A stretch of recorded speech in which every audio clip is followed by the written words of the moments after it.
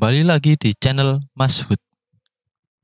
Oke, di video tutorial kali ini akan saya buatkan rangkaian kontrol untuk pengasutan start delta secara otomatis.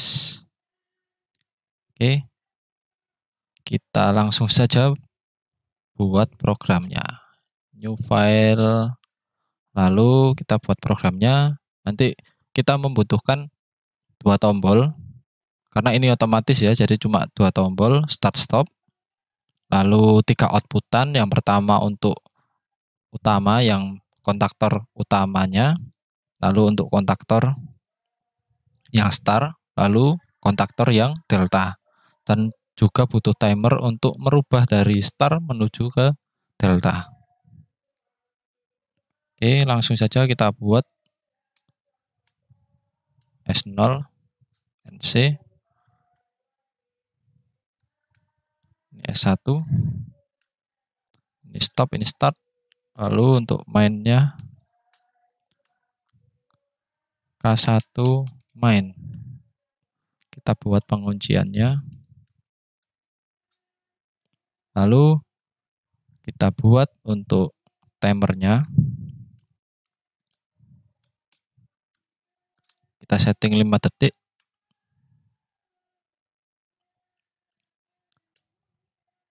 Lalu untuk yang K2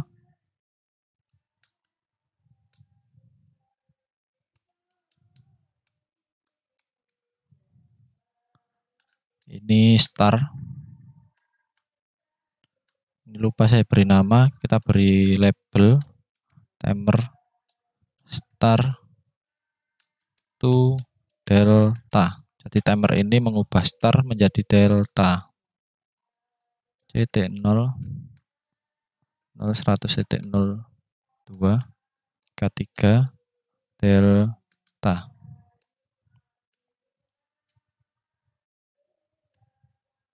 Oke, kita buat interlocking.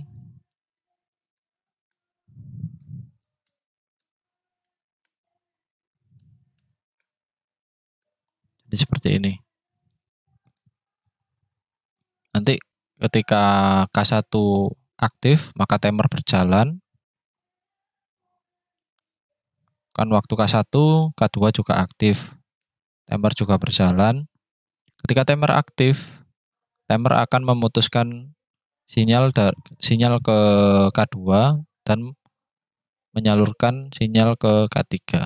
Jadi K2 diputus, yang K3 disambungkan. Seperti itu. Kita langsung coba simulasinya.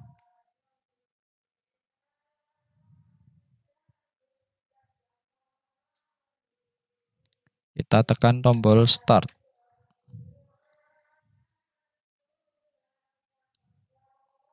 Nah, seperti ini. Jadi ketika timer aktif, dia akan berpindah ke delta. Kita ulangi ya. Kita stop. Kita start. Nanti K1 timer dan K2. Nah, timernya berjalan. Ini akan putus dan ini menyambung. Nah, seperti ini. Kenapa saya beri interlock seperti ini? Jadi di rangkaian elektriknya, secara elektrik seperti tanpa PLC, jadi hanya menggunakan rangkaian kontaktor ya.